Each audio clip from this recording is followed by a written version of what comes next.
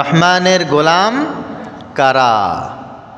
কারা আল্লাহ পাক রব্বুল আলামিনের থেকে দয়া পাবে, দয়া আশা করবে, দয়া প্রাপ্ত হবে, অনুগ্রহ প্রাপ্ত হবে? কারা? আজকের আলোচনার বিষয় হচ্ছে এটা। আল্লাহ পাক রব্বুল আলামিন সেই গুণাগুলি বর্ণনা করেছেন। তিনি বলছেন, ইবাদুর রহমান الذين يمشون على الأرض هونا وإذا خاطبهم الجاهلون قالوا سلاما والذين يبيتون لربهم سجدا وقياما والذين يقولون ربنا اصرف عنا عذاب جهنم إن عذابها كان غراما। আলহামদুলিল্লাহ বলেন। আল্লাহ তাআলা বলছেন ইবাদুর রহমান, ওই সমস্ত মানুষ তারা হচ্ছে রহমানের গোলাম। এই কথাটার ভিতরে দুটি বিষয় আছে। একটা হচ্ছে আল্লাহ পাক রব্বুল আলামিন কাদেরকে রহমানের গোলাম বলে পরিচয় দেন, আর একটা হচ্ছে দুনিয়ার কোন সকল মানুষ আল্লাহ পাক রব্বুল আলামিনের রহমান নামের অনুসারী হতে পেরেছে বা কারা পারবে। একটা হচ্ছে আল্লাহর তরফ থেকে, একটা হচ্ছে বান্দার তরফ থেকে। বান্দা যদি বলে বা বান্দা যদি প্রতিশ্রুতি দেয়, আশা করে যে আল্লাহ আমার উপরে রহমান হবেনি, আল্লাহ আমার উপরে দয়া করবেনি, আমি আল্লাহর গোলাম, আল্লাহ আমাকে ক্ষমা করবেন না কেন, আমি শতভাগ আশাবাদী, যা করি তা করি, যেভাবে হোক জীবনযাপন করি, আল্লাহ তাআলা আমার উপরে অবশ্যই রহমত করবেন। এটা বান্দার তরফ থেকে চাওয়া পাওয়ার একটা বিষয়। এই কথার উত্তর কোনো মানুষের দেওয়ার দরকার নাই। এই কথার নেগেটিভ পজিটিভ কি হতে পারে কোনো আলেমের তরফ থেকে জানারও প্রয়োজন নাই। এই কথাটা আল্লাহ পাক রব্বুল আলামিন নিজে উত্তর দিয়েছেন। আলহামদুলিল্লাহ। আল্লাহ বলছেন, তোমরা দুনিয়ায় যে অবস্থায় আছো সেখান থেকে তোমরা বলতেই পারো, তোমরা চাইতেই পারো, তোমরা আশা করতেই পারো যে আল্লাহ তোমাকে ক্ষমা করে দিচ্ছে বা দেবে, আল্লাহ তাআলা তোমার জন্য দয়া করবেন, আল্লাহ তোমার উপরে দয়া বর্ষণ করবেন, তোমরা আশা করতে পারো, এটা তোমাদের অধিকার। কিন্তু মূল বিষয়টা হচ্ছে আমি তাদেরকে আমার গোলাম বলে,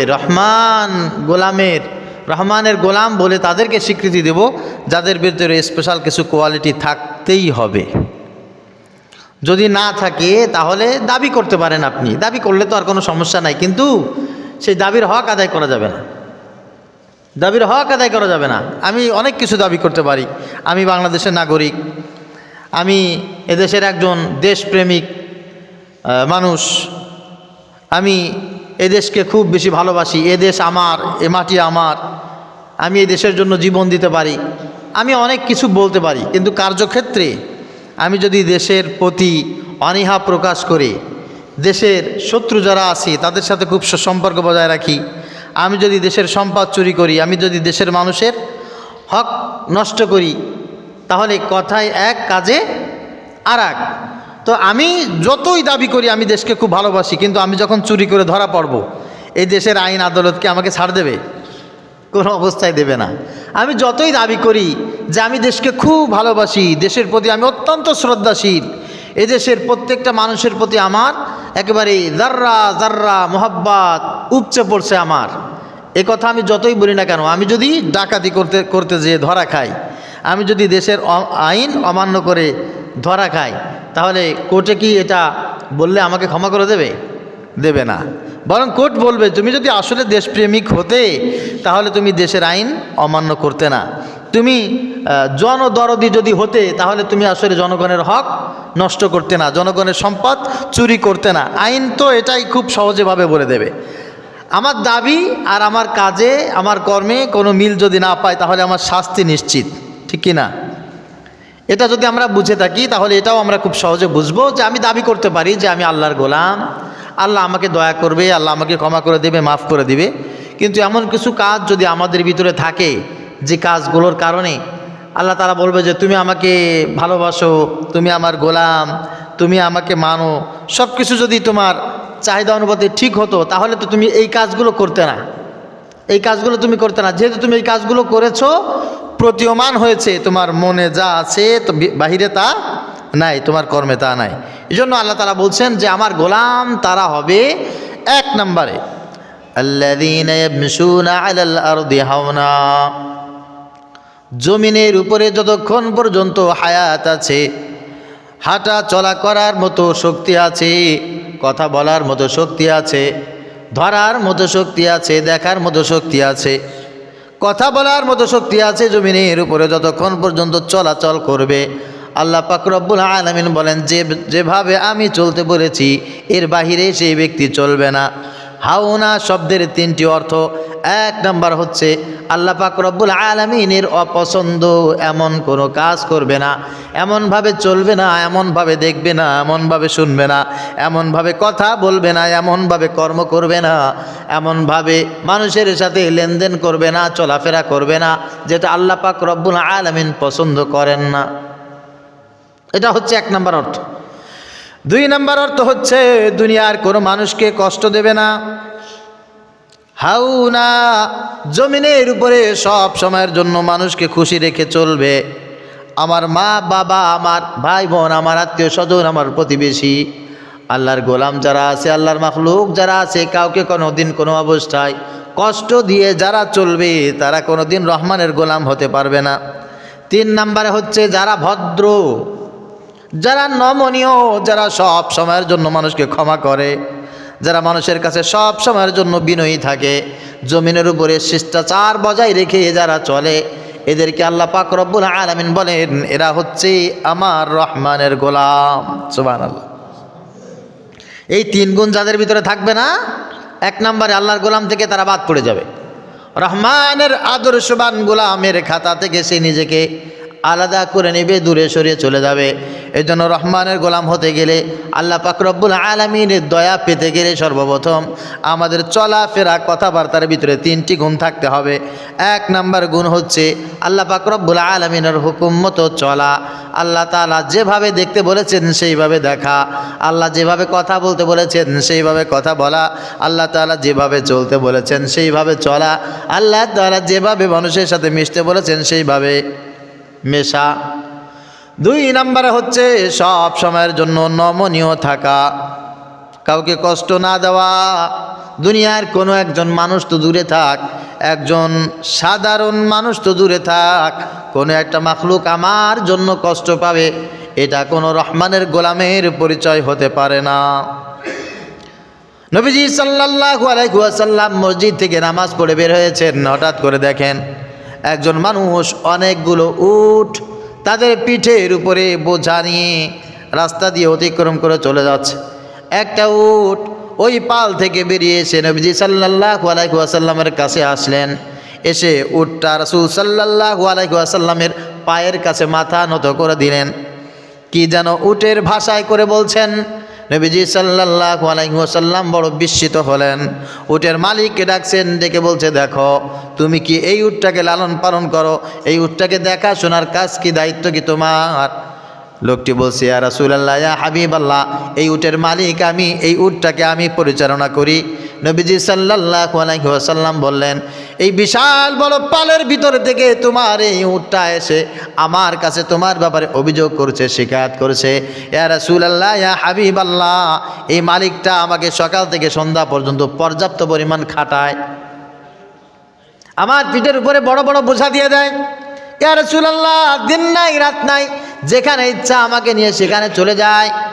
তবে সমস্যা আমার সেইটা না, সমস্যা হচ্ছে এই ব্যক্তি আমাকে পর্যাপ্ত পরিমাণ সেবা করে না, আমার যা খাবার দরকার সেই খাবার দেয় না, আমার যে পানির দরকার, বিশ্রাম দরকার সেই পানিও দেয় না, সেই বিশ্রাম দেয় না, বরঞ্চ আমাকে আঘাত করে, আমাকে প্রহার করে তার কাজ শতভাগ সে আদায় করে নেয়। নবীজি বললেন আজকে থেকে তোমার উপরে আদেশ হলো তুমি কোনো উটের উপরে জুলুম করতে পারবা না। যেই দিন, যেই ইসলাম, যেই নবী সাল্লাল্লাহু আলাইহি ওয়াসাল্লাম আমাদেরকে শিক্ষা দিলেন একটা উটের উপরে অবিচার করা যায় না, একটা সাধারণ মাখলুকের উপরে অবিচার করা যায় না, এই জায়গাও পর্যাপ্ত পরিমাণ ইনসাফ বজায় রাখতে হয়। ওই রহমানের গোলাম, ওই রাসূলের উম্মত, এরা কোনো দিন কোনো অবস্থায় মানুষের উপরে জুলুম করবে হতেই পারে না। এই জন্য চলাফেরার ক্ষেত্রে ভদ্রতা, যার ভিতরে নাই সে কোনোদিন আল্লাহর গোলাম হতে পারে না।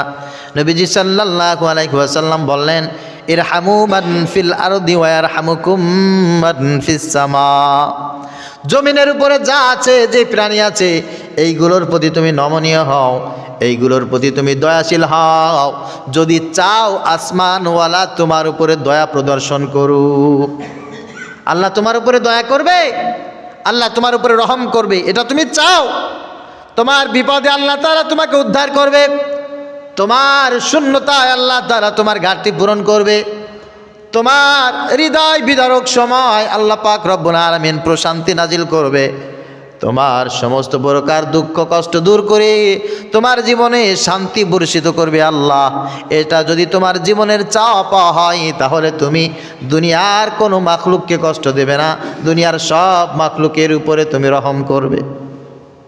আহসিন কামা আহসানাল্লাহু ইলাইক ওয়ালা তাবগিল ফাসাদা ফিল আরদ।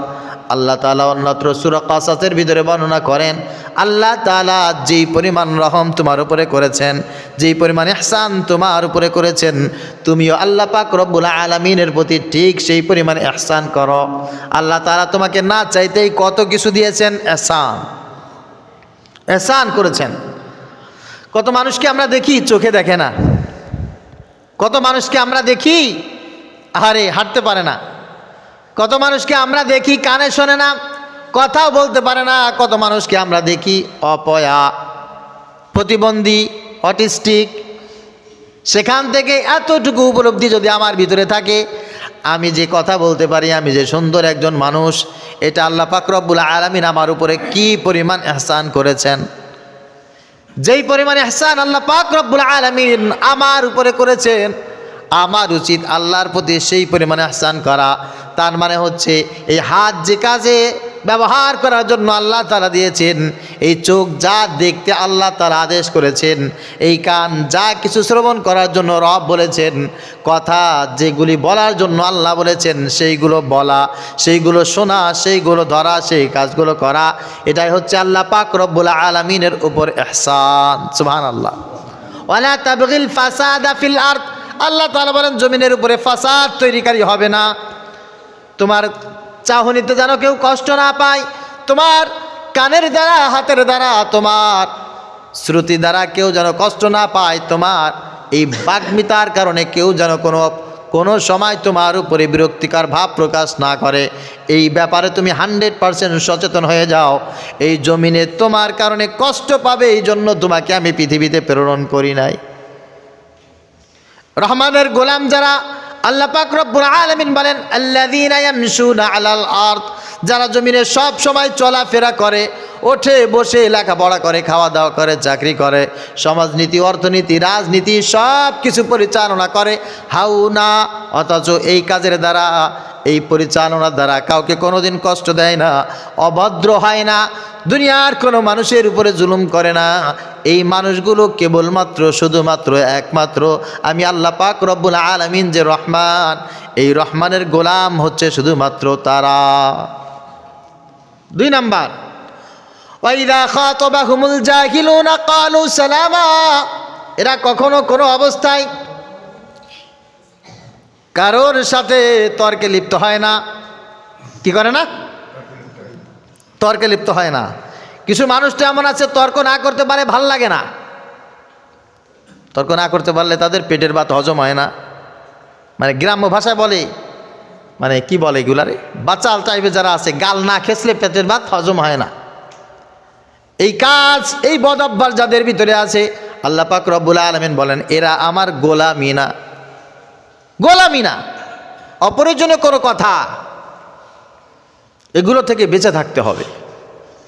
আল্লাহর গোলাম যারা, আল্লাহর দয়া যারা চায়, তারা কখনো অপ্রয়োজনীয় কথা বলে না।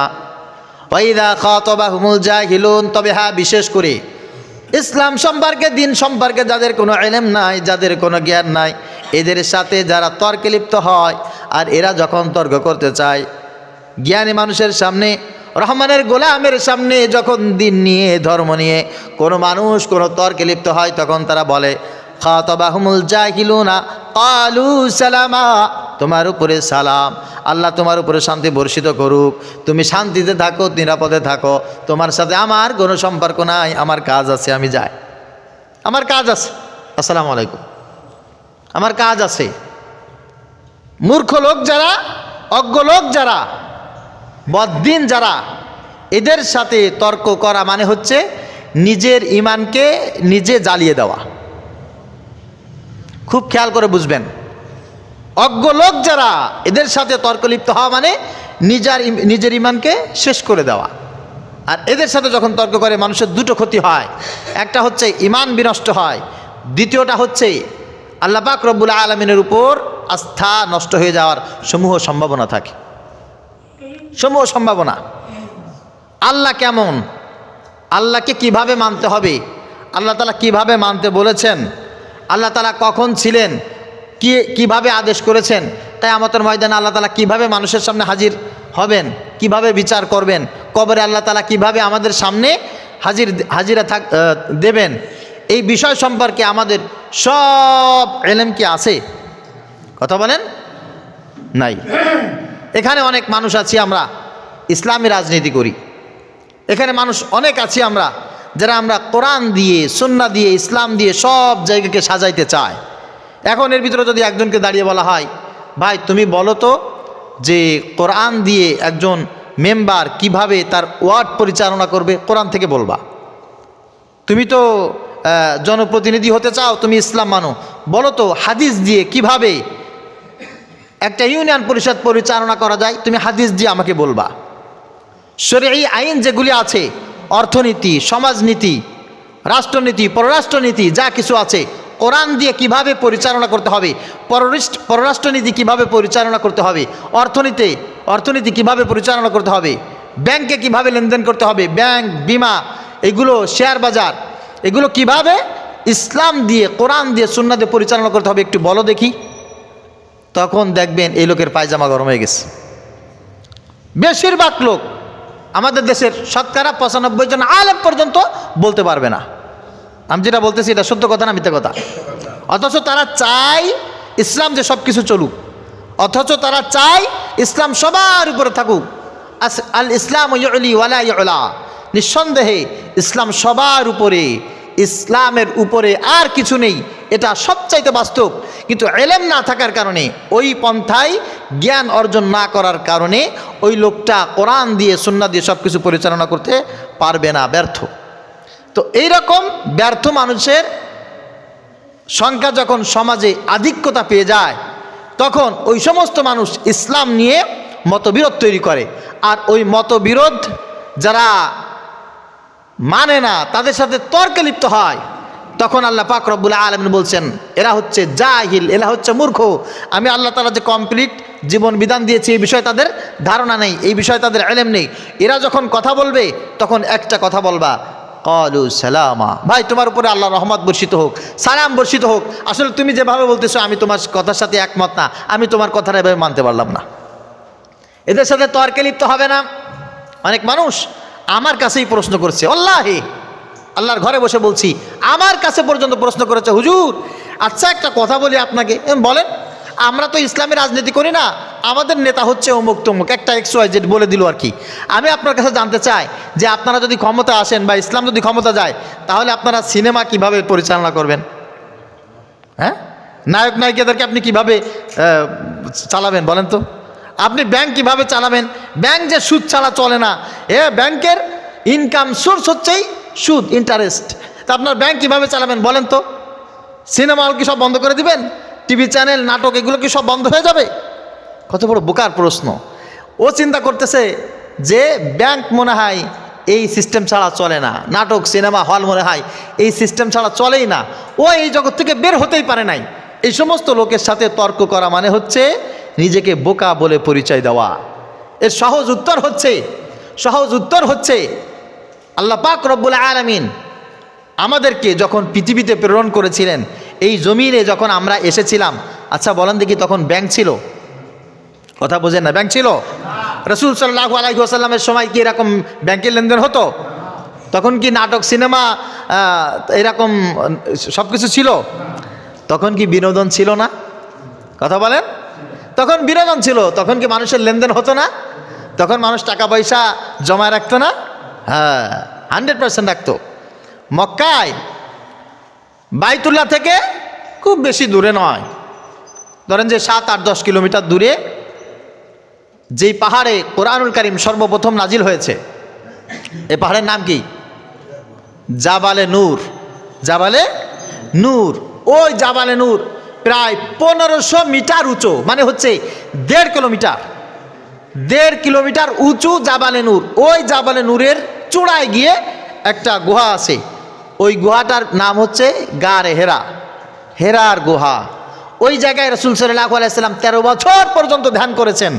13 বছর পরে জিবরাইল আলাইহিস সালাম ওখানে কোরআনুল কারীম সর্বপ্রথম রাসূল সাল্লাল্লাহু আলাইহি সাল্লামের কাছে পৌঁছে দিয়েছেন। সুবহানাল্লাহ।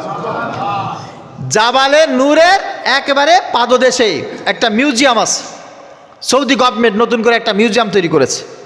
এই মিউজিয়ামটা এত উৎকৃষ্ট মানের, এত অত্যাধুনিক সিস্টেমে মিউজিয়ামটা তৈরি করা হয়েছে।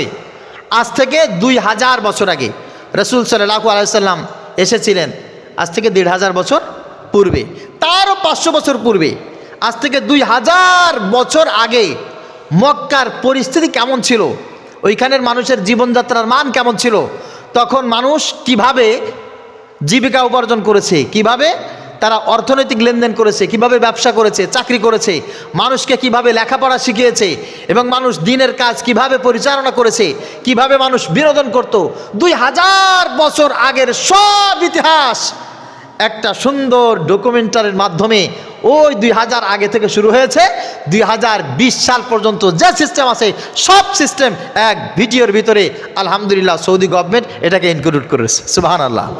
আপনি যখন এই ভিডিওটা দেখবেন তখন আপনি মনেই করতে পারবেন না যে আপনি 2025 সালে বসে বসে ভিডিও দেখছেন। মদিনা মসজিদে নববীর একেবারে দক্ষিণ পূর্ব কর্নারে একটা মিউজিয়াম আছে, মসজিদে নববী মদিনার মিউজিয়াম। এই মিউজিয়ামের ভিতরে আছে রাসূল সাল্লাল্লাহু আলাইহি সাল্লামের পূর্বপুরুষেরা, অর্থাৎ ঈসা আলাইহিস সালামের জন্মের আগ থেকে শুরু করে এই 2020 সাল পর্যন্ত ধারাবাহিকভাবে মানুষের কর্মজীবন কেমন ছিল এই সব কিছু এখানে একেবারে জাররা টু জাররা উল্লেখ করা হয়েছে। নবীজি সাল্লাল্লাহু আলাইহি সাল্লামের মাজার সম্পর্কে, কবর সম্পর্কে অনেক ভুল ধারণা আমাদের ভিতরে আছে, আছে না? সেটা কেমন ভাই, কথা না বলি। একটা হচ্ছে রাসূল সাল্লাল্লাহু আলাইহি সাল্লামের রওজার সামনে দিয়ে যখন আমরা যাই, ছোট ছোট ছিদ্র আছে। রাসূল সাল্লাল্লাহু আলাইহি সাল্লামের রওজার সামনে একটা ছিদ্র আছে, ওই ছিদ্রের উপরে লেখা আছে লা ইলাহা ইল্লাল্লাহু মুহাম্মাদুর রাসূলুল্লাহ। হযরত আবু বকর রাদিয়াল্লাহু তাআলা আনহু তার পাশে শুয়ে আছেন, ওখানে একটা ছিদ্র আছে, ওখানে লেখা আছে আমিরুল মুমিনিন, হযরত আবু বকর ইবনে সিদ্দিক রাদিয়াল্লাহু তাআলা আনহু। তার পাশে আছে হযরত ওমর রাদিয়াল্লাহু তাআলা আনহু, সেখানে লেখা আছে ওমর ইবনুল খাত্তাব খলিফাতুল মুসলিমিন। তো আমরা চিন্তা করি বা অনেকে ওই যে ছিদ্রটা আছে ওইটা দিয়ে উকি ঝুঁকি মেরে দেখার চেষ্টা করে যে ভিতরে আর একটু কি জানি আছে, ভিতরে মনে হয় কিছু দেখা যাবে। অনেকে উকি ঝুঁকি মারে, দেখার চেষ্টাও করে। যদি কেউ উকি ঝুঁকি মেরে কিছু দেখতে পারে, ও আসলে কিছু দেখে নাই, এসে গল্প দেয় আমি অনেক কিছু দেখে ফেলছি, আমি রওজার ভিতরে কি আছে আমি দেখে ফেলছি। এবং ফেসবুকে মাঝে মাঝে ভিডিও দেখবেন, সে ভিডিওতে লেখা আছে আপনারা দেখুন রাসূল সাল্লাল্লাহু আলাইহি সাল্লামের রওজা মুবারক। তো এই যে চারপাশে ঘেরা আছে ওর ভিতরে একটা কবর আছে ইত্যাদি ইত্যাদি, আপনারা ভিডিও দেখেন। মূলত রাসূল সাল্লাল্লাহু আলাইহি সাল্লামের এই যে পার্টিশন এখন আছে, এই পার্টিশনের ভিতরে কি আছে, ওই জায়গাটা আগে কেমন ছিল, একেবারে সচক্ষে কোনো ক্যামেরাম্যান আজ পর্যন্ত ভিডিও ধারণা করতে পারে নাই এবং ভিডিও ধারণ করতে পারবে না ইলা ইয়াউমিল কিয়ামা, কিয়ামত পর্যন্ত অসম্ভব। কারণ যখন ক্যামেরারই আবিষ্কার হয় নাই তখন সেইভাবে রওজা সাজানো হয়েছে যেভাবে এখন মানুষ দেখতেছে। সুবহানাল্লাহ। এখন মানুষ যেভাবে দেখতেছে ঠিক এইভাবে আছে যখন ক্যামেরারই আবিষ্কার হয় নাই। তো ওই ভিডিওর মাধ্যমে মদিনার মিউজিয়ামের ভিতরে রাসূল সাল্লাল্লাহু আলাইহি ওয়াসাল্লামের এখানে রওজা হওয়ার আগে ওইটা ছিল হযরত আয়েশা রাদিয়াল্লাহু তাআলা আনহার ঘর, রাসূল সাল্লাল্লাহু আলাইহি ওয়াসাল্লামের বাসস্থান। ওই জায়গাটা কেমন ছিল সেটাও ওখানে দেখানো হয়েছে। ওর পাশে হযরত ফাতেমা রাদিয়াল্লাহু তাআলা আনহার বাসস্থান ছিল, সেটা কেমন ছিল, রাসূল সাল্লাল্লাহু আলাইহি ওয়াসাল্লামের ঘরের ভিতরে তোশকটা কেমন ছিল, পানির পেয়ালাটা কেমন ছিল, উনি কেমন দস্তরখানায় খাবার খেতেন, ওনার পানির পেয়ালাটা কেমন ছিল, ক্ষুদ্রাকে ক্ষুদ্র সব কিছু একটা লেমিনেশন ভিডিওর মাধ্যমে সেটাকে পাবলিশ করা হয়। জনগণ দেখে 1, 2, 3 মিনিটের ভিতরে নিজেকে হারিয়ে ফেলে। হায় হায়, কোথায় আছি আমরা, কোথায় আছি? আমি কথাটি বলছি এই কারণে, যারা বলেন হুজুর সিনেমা চলবে কেমনে, নাটক চলবে কেমনে, সিনেমা হল সব বন্ধ করে দেবেন। আরে বেকুব, সিনেমা মানেই হচ্ছে উলাঙ্গ নারী। কে শিখিয়েছে তোমাকে? কে শিখিয়েছে তোমাকে? নাটক করলেই নারী আর পুরুষ এক জায়গায় বসে গান করতে হবে, ফিল্ম মিক্সিংয়ে চলতে হবে। কে শিখিয়েছে তোমাকে? ইসলাম ধর্মের ভিতরে অনেক নাটক আছে, গল্প আছে, সিনেমা আছে, যা পৃথিবীর যে কোনো ইতিহাস থেকে মানুষ অ্যাকসেপ্ট করতে পারে। উকাজ মেলায় সেই সমস্ত ফিল্ম হিস্টোরি আমরা উপলব্ধি করেছি, দেখেছি। এখনও বইয়ের পাতায় পাতায় পড়তে পড়তে মানুষের সামনে সেগুলো যদি উপস্থাপন করা হয়, হযরত আবু বকর, হযরত ওমর, হযরত বেলাল, হযরত আব্দুল্লাহ জুল বাদালাইন, এদের ইতিহাস, এদের সুরাত, এদের সিরাত, এদের জীবনে যদি মানুষের সামনে প্রদর্শনী করা হয়, 1000 কোটি সিনেমা এক জায়গায় করলে একজন সাহাবীর জীবনীর সমান হবে না, হবে না, হবে না। এজন্য তোমরা যারা বলো সিনেমা নাটক এইগুলো নায়িকা নায়ক ভিলেন কোথায় যাবে, গুল্লি মারি তোমার ভিলেনের। এই অসভ্য কৃষ্টি কালচার আমাদের মেধাকে নষ্ট করে দিয়েছে, আমাদের জাতিকে কর্মহীন তৈরি করেছে, আমাদের জাতিকে মূর্খ বানিয়েছে, আর কিছু তৈরি করে নাই, আমাদের জাতিকে বিপদগামী করেছে। ইন্না তারিখ ইয়াযকুরুশ শাবাব বিমাজদি আবাইহিম। শুনুন, নাটক সিনেমা এগুলো তৈরি হয়েছিল অজানাকে জানানোর জন্য। খেয়াল করবেন, অজানাকে জানানোর জন্য। আমার বাবা কেমন ছিল, আমার দাদা কেমন ছিল, আমার পরদাদা কেমন ছিল, আমার ইসলাম কেমন ছিল, জিবরাইল আলাইহিস সালাম কিভাবে আমাদের কাছে ওহী নিয়ে আসতেন, আল্লাহ পাক রব্বুল আলামিন ইসলাম ধর্মটা কিভাবে আমাদের সামনে এত পপুলার করেছেন। এই যে অজানা বিষয়, যে বিষয়গুলো আমাদের জীবনে খুবই প্রয়োজন, কোনো না কোনো একটা উপস্থাপনার মাধ্যমে এই জিনিসগুলো মানুষের ভিতরে হৃদয়ঙ্গম হবে, মানুষ সেটাকে দিল দিয়ে উপলব্ধি করবে। এই জন্যই এই জিনিসটার তৈরি হয়েছিল। আর এখন মানুষ সেই জিনিসটাকে অশ্লীলতায় সয়লাভ করে দিয়েছে। মানুষ চিন্তা করে অশ্লীলতা ছাড়া মনে হয় এইগুলো হয় না। প্রিয় ভাইরা আমার, এই জন্য যারা বলে যে এই কিভাবে চালাবেন, ওই কিভাবে চালাবেন, এটা 100% ভুল ধারণা, 100% ভুল ধারণা। এই ধারণা থেকে আমরা সেই দিন বের হতে পারবো যদি কোনোদিন বাস্তবিকভাবে আমাদের কাছে ইসলাম দেখা দেয়। ঠিক কিনা বলেন? আল্লাহ পাক রব্বুল আলামিন আমাদেরকে যেন বুঝার তৌফিক দান করেন। সকলে বলি আল্লাহুম্মা আমিন। এই জন্য রহমানের গোলাম যারা হবে তারা এই সমস্ত অহেতুক কথা নিয়ে, অস্বাভাবিক কোনো কথা যেগুলো মানুষের মানে কোনো কাজে আসে না, এই সমস্ত কথা নিয়ে রহমানের গোলাম যারা আছে তারা কোনোদিন কোনো অবস্থায় কারোর সাথে বিতর্ক করবে না। কোনোদিন কি করবে না বলেন? বিতর্ক করবে না। আরে ব্যাংক সিস্টেম কিভাবে চলবে, বিমা কিভাবে চলবে, কলেজ বিশ্ববিদ্যালয় এগুলো কি হুজুরা বন্ধ করে দেবে নাকি ক্ষমতায় আসলে? কিছু সংখ্যক মানুষ এই সমস্ত কথা বলে কি বলে না? কথা বলে না কেন? বলে কি বলে না? এরা হচ্ছে মূর্খ, মূর্খর ঘরের মূর্খ। দিন সম্পর্কে, ইলম সম্পর্কে, অর্থনীতি সম্পর্কে, রাষ্ট্র সম্পর্কে ইলম থাকলে এরা জীবনে কোনোদিন এই কথাগুলি বলতো না, এই কথাগুলি বলতো না। নবীজি সাল্লাল্লাহু আলাইহি সাল্লাম কোরআন দিয়ে সুন্নাহ দিয়ে যে রাষ্ট্র পরিচালনা করেছেন, ওই সমাজে অর্থনীতি ছিল না, ওই সমাজে বাইতুল মাল ছিল না, মানুষ যাকাত পেত না, ওসর আদায় করা হতো না, কোনোদিন চুরি হয়েছে? কথা বলেন? কারো সম্পদ লুণ্ঠন হয়েছে? কারো সম্পদ কেউ নিয়ে এক দেশ থেকে আরেক দেশে পালিয়ে গেছে? সেই সুযোগ ছিল? বরঞ্চ ইসলামী অর্থনীতি এমন একটা অর্থনীতি যার যার দেশে সম্পদ থাকবে, অগাধ সম্পদ, এই সম্পদ চুরি করে এক দেশ থেকে আরেক দেশে কেউ নিয়ে যেতে পারবে না। একজনের সম্পদ আরেকজনের চুরি করে নিতে পারবে না। একজনের সম্পদ আরেকজনের ধোঁকাবাজি করে মিথ্যাভাবে আত্মসাৎ করতে পারবে না, ইসলামী অর্থনীতি যদি সমাজে প্রতিষ্ঠিত হয়ে যায়। আলহামদুলিল্লাহ বলে। প্রিয় ভাইরা আমার, যাদের এই বিষয়ে কোনো ইলম নাই, এদের সাথে বাগ বিতণ্ডে জড়ানোর জন্য নিষেধ করেছেন মুহাম্মদুর রাসূলুল্লাহ সাল্লাল্লাহু আলাইহি ওয়াসাল্লাম। এদের ব্যাপারে সতর্কতা অবলম্বন করে তাদেরকে আলাদা করে নিজেকে আলাদা রাখতে আদেশ করেছেন আল্লাহ সুবহানাহু ওয়া তাআলা। আইয়া খাতাবাহুমুল জাহিলুন। আর এই জাহেলদের সংখ্যা তো এখন মারাত্মক, মারাত্মক এই জাহেলদের সংখ্যা। এমন বেশি সংখ্যা। এরা বলবে যে ভাই হ্যাঁ হুজুরদের পিছনে থাকবা, আলেমদের পিছনে থাকবা, জানো হুজুরা যদি ক্ষমতা আসে কোনো মহিলারা ঘর থেকে বেরোতে পারবে না, জানো। নাউজুবিল্লাহ পড়েন, নাউজুবিল্লাহ পড়েন।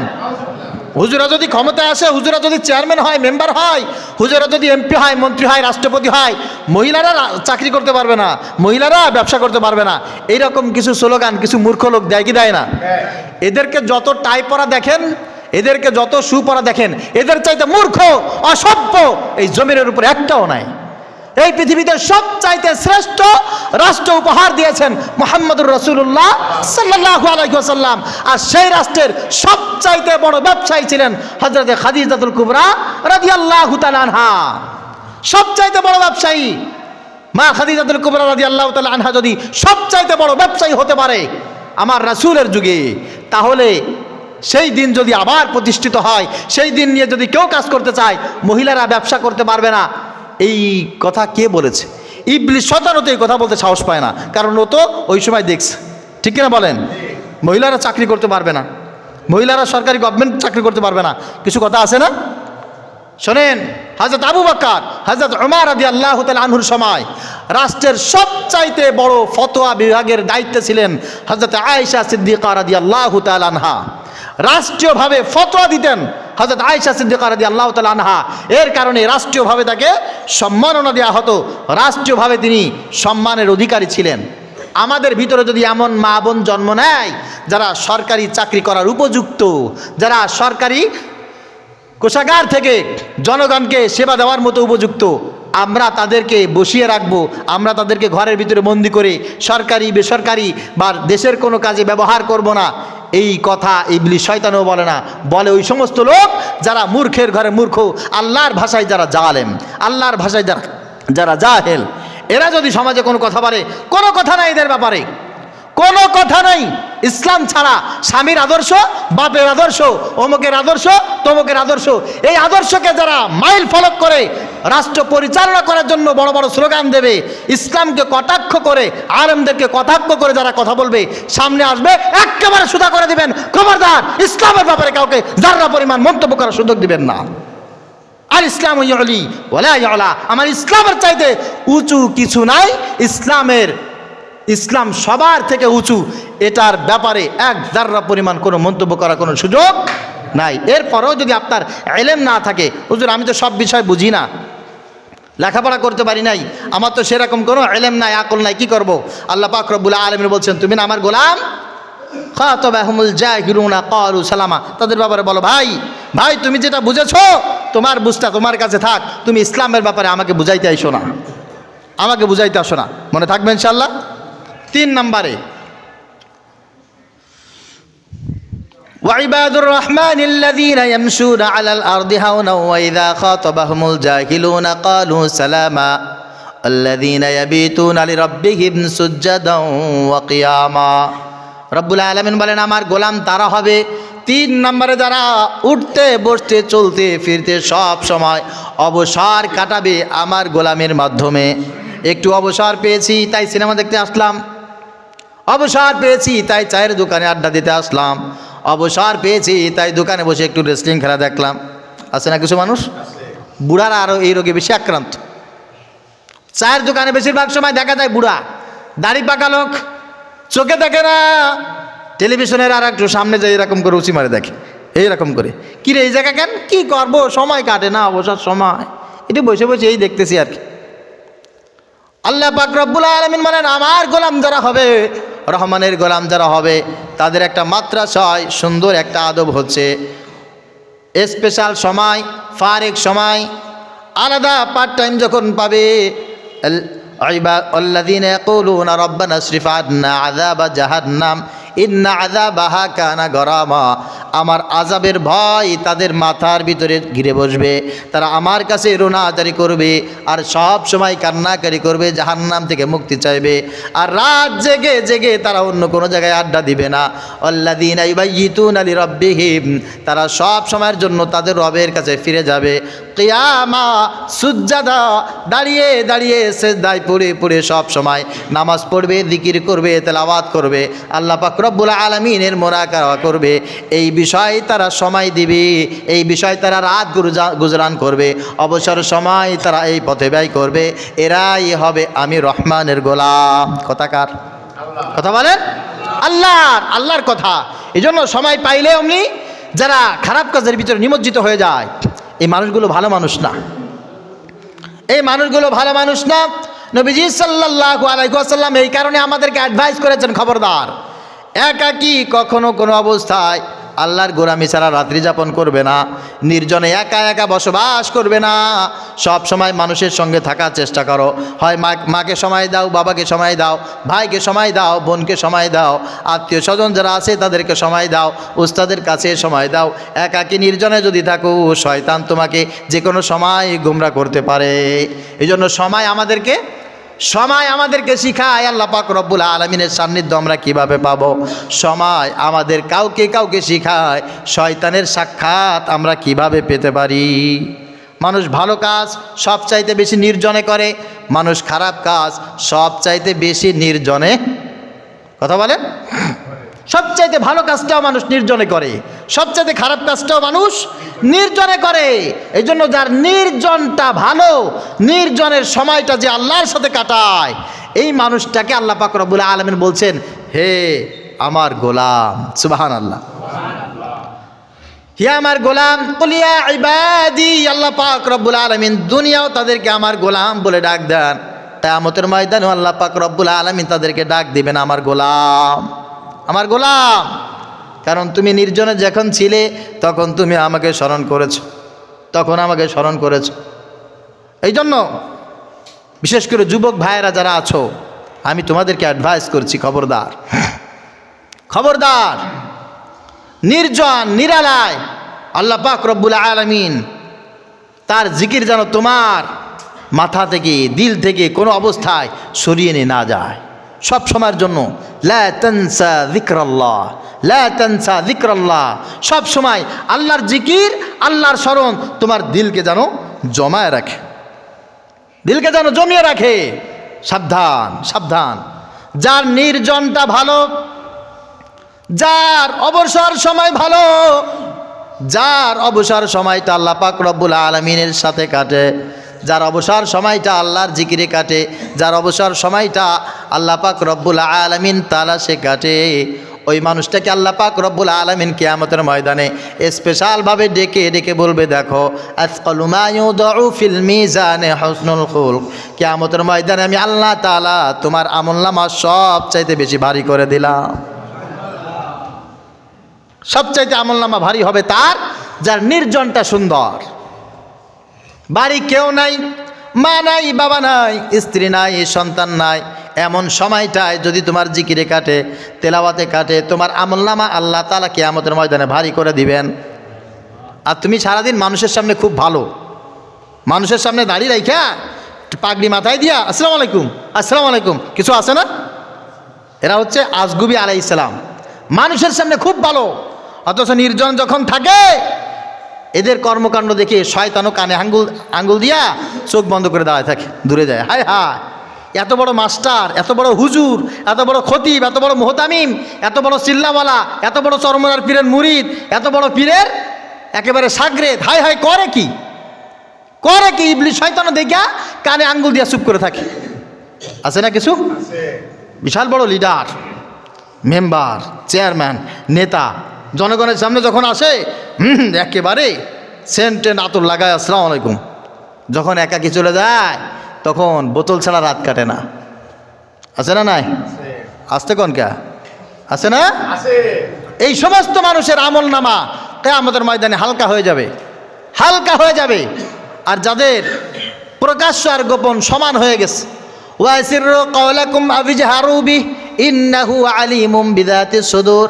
আল্লাহ পাক রব্বুল আলামিন বলেন, তোমার প্রকাশ্যেও যেই কাজটা করো সেটাও যিনি দেখেন, গোপনে যেই কাজটা করো সেটাও যিনি দেখেন, উনি হচ্ছে তোমার অন্তর্যামী, তোমার মনের সব খোঁজ খবর তিনি জানেন। কিয়ামতের ময়দানে তোমার আমলনামা যদি ভারী করতে চাও, অবসর টাইমটা পারফেক্ট কাজে ব্যবহার করো।